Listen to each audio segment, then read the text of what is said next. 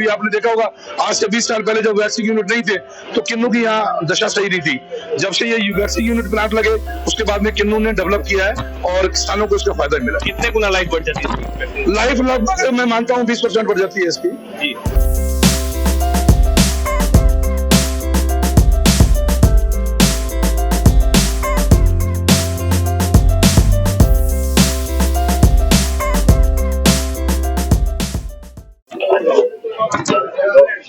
गंगानगरी किन्नू की मिठास ही कुछ ऐसी है जिसने एक बार इसका टेस्ट कर लिया वो इसका मुरीद हुए बिना नहीं रहता।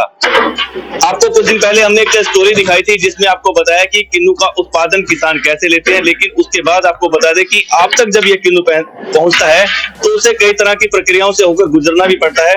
तो ऐसे ही हम गंगानगर के रीको में एक फैक्ट्री है इमामी एग्रो, वहां पहुंचे हैं जहां पर इस किन्नू के आगे का प्रोसेस किया जाता है। जब किसानों से इस किन्नू को लिया जाता है बागों से तोड़कर, आप देखते हैं इस हालात में किन्नू होता है तो इस किन्नू को इसकी छटाई होती है, इसकी वैक्सिंग होती है। ये पूरा प्रोसेस एक बहुत बड़े प्लांट में बहुत बड़े स्तर पर किया जाता है। इस वक्त हम जिस प्लांट पर पहुंचे इमामी एग्रो, उनके जो ओनर है हमारे साथ मौजूद है रजा अब्बास नकवी साहब, उनसे जानना चाहेंगे कि ये पूरा प्रोसेस क्या है और स्टेप बाय स्टेप क्या क्या प्रक्रियाओं से इस किन्नू को गुजरना पड़ता है ताकि जो लोग हैं उनके पास ये ताजगी इसी तरह से बरकरार रहे जब ये किन्नू निर्यात होता है कई जगहों पर जाता है। तो सर आप बताएं क्या इसका प्रोसेस क्या रहता है?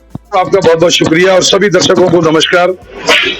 जैसा कि गंगानगर की धरती जो पहचानी जाती है वो किन्नू के नाम से ज्यादा पहचानी जाती है और ये बहुत ही अच्छा फल है।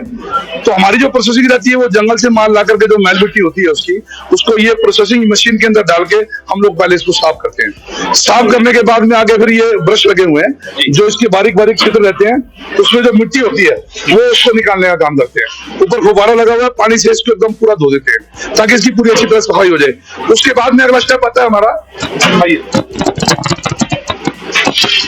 ये ब्रश यूनिट है इसका, जिसका काम सिर्फ मिट्टी को निकालना है, किन्नू से साफ करना है पूरी तरह से। ये हमने फुब्बारे लगाए हुए हैं ताकि कोई भी मैल मिट्टी इस पे ना रहे। इसके आगे का बताएंगे? आगे तो बिल्कुल ये जो ओनर है बता रहे हैं किस तरह से अभी धुलाई हुई है किन्नू की, तो उसके आगे क्या ये फोम है। फोम का काम होता है जो पीछे से पानी आया उसको निचोड़ के नीचे दे देना और माल को सुखा देना।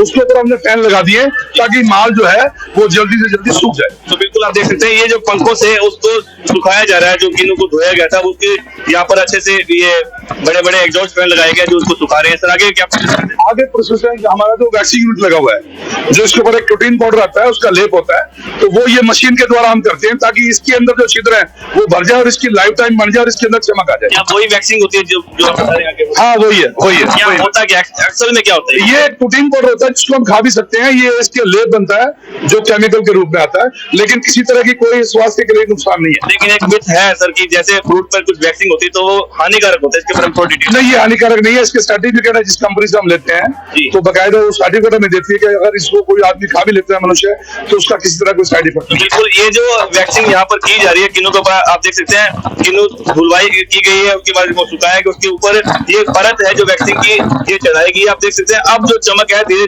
धीरे करके इन किन्नुओं पर आने लगी। ये खाली एक चमक ही नहीं है, ये एक ताजगी को बरकरार रखने का भी एक प्रोसेस होता है ताकि किन्नू काफी समय तक आपके पास इसी तरह से ताजगी के रूप में आपको मिलता रहे और ये जो इसकी ताजगी इसी तरह से बरकरार है। आप देख सकते हैं काफी चमक आ गई। जी सर बताएं इसके बारे में। जी, इसका काम वैक्सीन का सिर्फ चमक होता है और सफाई होता है। उसके अलावा अगर हम लाइफ टाइम कहीं भेजते हैं, जैसे मान लो महीना के लिए 30 दिन के लिए हमें किन्नू भेजना है तो ये वैक्सीन वाला किन्नू ही पहुंच पाता है। अगर हम बगीचे से सीधी इसकी लोडिंग करेंगे तो शायद नहीं पहुंचे। वैक्सीन बहुत जरूरी है।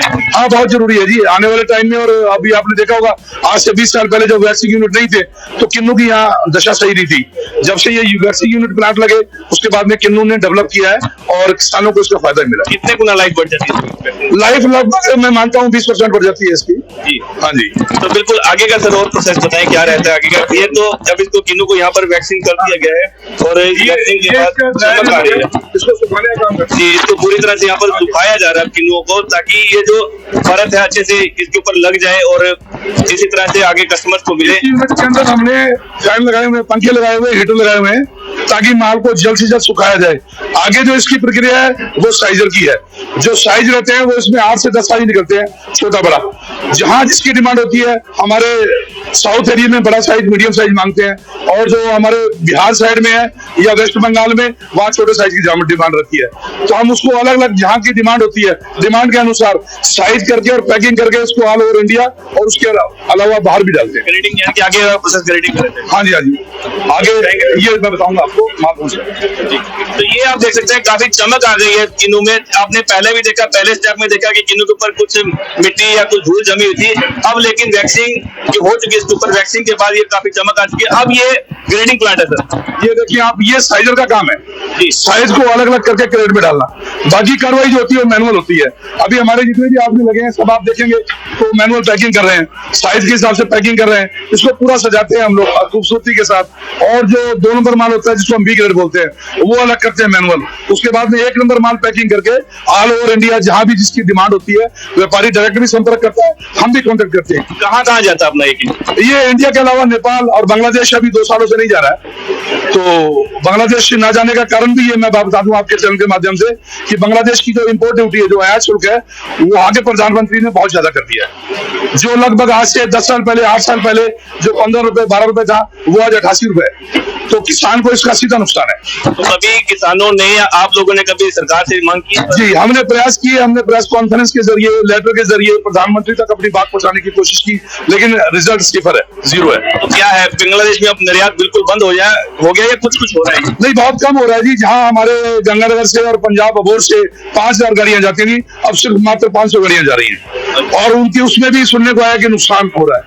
बाकी पार्टी काम नहीं करना चाहती। इस बार अगर बांग्लादेश का निर्यात खुल जाता है तो ये जो एक्साइज ड्यूटी आप बता रहे हैं कि कम हो जाती है, तो क्या फायदा? फायदा ये मिलेगा कि आपकी बार बम्पर फसल है और छोटे माल ज्यादा है। सबसे बड़ी बात तो ये है, हमारे लिए प्लस पॉइंट ये है, हमारे किसानों के लिए प्लस पॉइंट ये है कि हमारे यहाँ का जो माल है, जो 2 नंबर माल बोलते हैं, मीडियम माल जिसको बोलते हैं, जो हमारे भारत में कम बिकता है, वो बांग्लादेश में डिमांड है उसकी।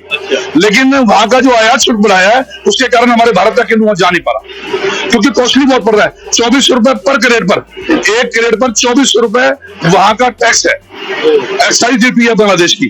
उसके लिए हमने प्रधानमंत्री को और जो संबंधित अधिकारी है सबको हमने बताने की कोशिश की, उनको प्रेस कॉन्फ्रेंस के जरिए बताने की कोशिश की। हमने, हमारा यहाँ एक संघ है, यूनियन है, हमारा संगठन है एक, जिसको किन्नू संघ के नाम से हम जानते हैं, और मैं उसका सदस्य हूँ, वाइस प्रेसिडेंट हूँ। उसके जरिए हमने काफी लेटर वगैरह निकाले सरकार को, प्रधानमंत्री को, केंद्र सरकार को बताने की कोशिश की। हमारे निहालचंद जी MP साहब हैं, सांसद महोदय, उनसे भी हमने गुहार लगाई, लेकिन अभी तक कोई रिजल्ट किसी तरह का नहीं आया। तो बिल्कुल जिस तरह से इन्होंने बताया कि बांग्लादेश का जो आयात शुल्क है वो काफी वहां पर बढ़ा दिया गया है, 2400 रुपए प्रति कैरेट। ये जो कैरेट आप देख रहे हैं उसके ऊपर वहां पर आयात शुल्क लिया जा रहा है। तो ये आयात शुल्क बढ़े होने की वजह से निर्यात काफी हद तक प्रभावित हुआ है, न के बराबर ही निर्यात किया जा रहा है। तो ऐसे में ये लोग सरकार से मांग कर रहे हैं कि सरकार, वहां की सरकार से कुछ बातचीत करे ताकि ये जो आयात शुल्क है उस पर कुछ राहत मिले और ये जो ये किन्नू का निर्यात है वो और अच्छे तरीके से हो सके। सर आगे का प्रोसेस बताएंगे क्या होगा? आगे हम लोग मैनुअल काम करते हैं सारे। तो ये जो अभी पड़ा, अभी लंच का टाइम हो गया, अभी कुछ काम कर रहे थे यहाँ पर, तो ये मैनुअल पैकिंग करते हैं हम। इसमें जो B ग्रेड है उसको निकाल दिया जाता है और A ग्रेड को भर के पूरे हिंदुस्तान में और उसके अलावा भारत के अलावा और भी जो कंट्री है, जैसे काठमांडू है, नेपाल की कई जगह है, उसके अलावा बांग्लादेश जाता था, लेकिन अब इस बार नहीं जा रहा। अभी तो ये ज्यादातर मतलब आपका इंडिया में ही खपत है? हाँ, इंडिया में खपत हो रही है सब। इसका नुकसान किसान को ज्यादा है और व्यापारी को कम है तो व्यापारी को भी, लेकिन व्यापारी को कम है, लेकिन किसान को बहुत ज्यादा है। आज हमारे अबोर का और गंगनगर का किसान ट्राई कर रहा है। उसका रीजन यही है कि हमारा बांग्लादेश बॉर्डर बंद है और हम अपने हिंदुस्तान की चाहे सब्जी हो चाहे फ्रूट हो, किसी भी चीज को हम बांग्लादेश नहीं भेज पा रहे। चाहिए तो ये था सरकार को कि न केवल बांग्लादेश सरकार से बात करे बल्कि और भी कई देशों से बातचीत करके इसका निर्यात खुलवाए। हमारी कोशिश ये रही कि हम भारत के अलावा और भी कई कंट्रियों में भेजने की कोशिश कर रहे हैं, लेकिन अब तक कोई अच्छे रिजल्ट नहीं है सरकार की ओर से। तो हमारी निवेदन है प्रधानमंत्री जी से कि वो और देशों में बात करें और किन्नू को, यहाँ काफी मात्रा में फसल है, 100% फसल मान रहे हैं हम, तो इसको बाहर कंट्रियों में जाएंगे तो किसानों को अच्छा रेट मिलने की संभावना है। बिल्कुल, आपको जो नकवी साहब उन्होंने बताया कि किस तरह की समस्याओं का सामना करना पड़ रहा है। ये बहुत बड़ा प्लांट है, आपको बताया, चलते चलते आपको एक तस्वीरें और साझी कर देते हैं। ये बहुत बड़ा प्लांट है, यहाँ पर आप देख सकते हैं कि वैक्सीन के बाद यहाँ पर ग्रेडिंग कर दी गई है और बहुत बड़े स्तर पर कर दी गई है। सर, आपके यहाँ पर स्टाफ की बात करें तो कितना स्टाफ है आपके पास? स्टाफ मेरे पास जो डेली बेस के आदमी है वो लगभग 150 है। उसके अलावा 10 से 15 आदमी हमारे पास परमानेंट काम करते हैं, तो वही इसकी देख रेख और संभाल और सारी पैकिंग करते हैं। सुबह लेबर 9 बजे आती है और शाम को 6 बजे छुट्टी होती है। ठीक है, धन्यवाद। तो ये थे हमारे साथ रजा अब्बास नकवी साहब, जो कि इमामी एग्रो जो ये वैक्सीन प्लांट है उसके जो ओनर हैं। इन्होंने बताया कि किस तरह से किन्नू को वैक्सीन का जो प्रोसेस है वो किस तरह से किया जाता है, लेकिन साथ साथ इन्होंने जो अपनी समस्याएं उनको भी एक बेबाकी से सामने रखा है। तो ऐसे में देखना ये होगा कि सरकार इन जो किसानों की मांग को कब तक मानती है, और जो निर्यात शुल्क जो कि आयात शुल्क जो कि बांग्लादेश सरकार ने ज्यादा लगाया उस पर क्या सरकार कदम उठाती है ताकि यहाँ से जो निर्यात के रास्ते और ज्यादा खुल सके। श्रीगंगानगर से सुनील सिडाना, सच कहूं राजस्थान। अभी आपने देखा होगा आज से 20 साल पहले जब वैक्सीन यूनिट नहीं थे तो किन्नू की यहाँ दशा सही नहीं थी। जब से ये वैक्सीन यूनिट प्लांट लगे उसके बाद में किन्नू ने डेवलप किया है और किसानों को इसका फायदा मिला। कितने गुना लाइफ बढ़ जाती है? लाइफ लगभग मैं मानता हूँ 20% बढ़ जाती है इसकी। जी।